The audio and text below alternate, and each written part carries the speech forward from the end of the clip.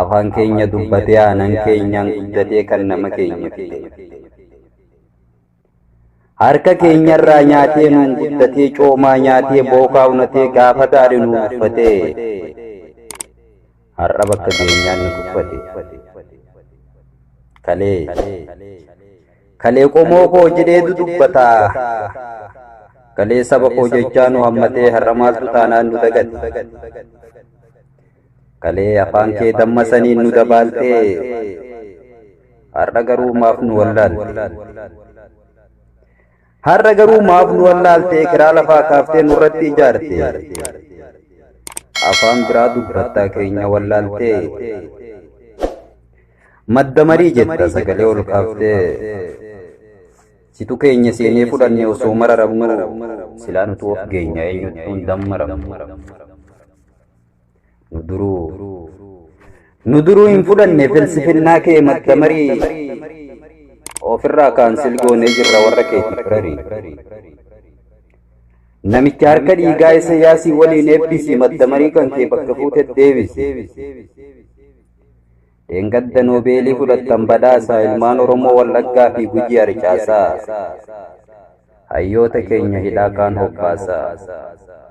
Akka ilmaan bineensaa badeetti harcaasaa. Nu fixxarrasaasaa.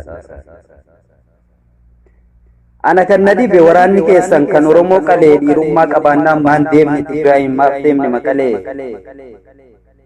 Miidiyaan biyyattii waan Oromoo malee kan biraan odeessu. Sila qawween keessan Oromoo malee kan biraan ajjeesu. Nu shiftaadha jechaa maqaa nuuf baaftanii warra biraa maaliif maqaa hin kaaftanii. Dur dhiphoota jechaa maqaa nuuf baaftanii ijoolleef manguddoo lubbuu obbaaftanii. Yaa jara gantoota yaa ilmaan bineensaa maaf lafarraa fixxu ilmaan haadha hiyyeessaa. Nu fixuu hin dandeessan isiniif fakkaate isa duruu caalaa Oromoo wal taate. Garuu dhiiga Oromoo dhangalaasummaaf isinitti taate araada. Mootummaan dhufaaf darbaan maaf nu fixuu barbaada. Maaltu maal ta'e maaf nutti bookkistu? Maaf gungumtu maaf roorristu? Nu maal isin goone isintu nutti ooda isintu kutaaf gandaan addaan nu qoqqooda.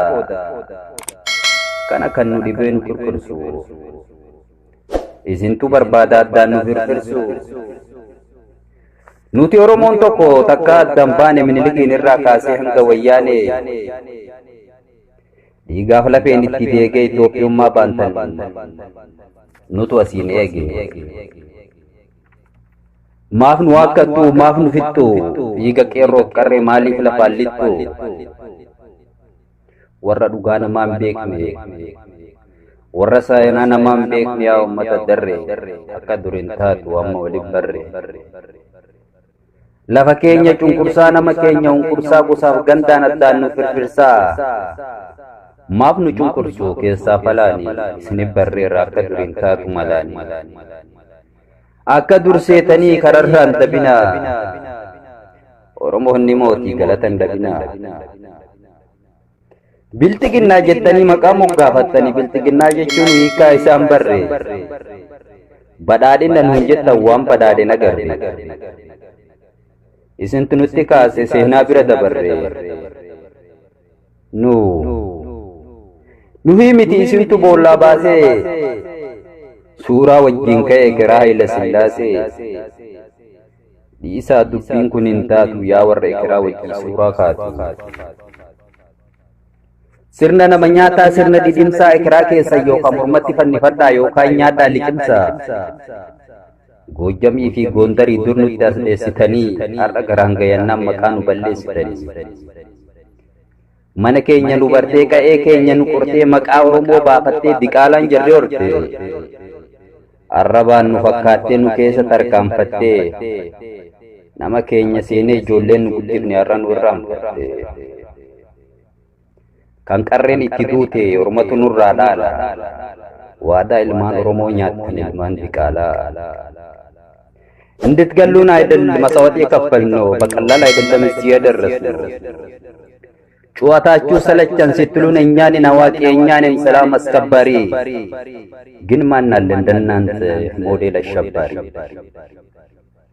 እናንተ ስትሸውዱን በፈረቃ ህዝቡ በስደትና በረሃብ አለቀ የእናንተ ምድር አይቆይም እዚህ ላይ ያበቃ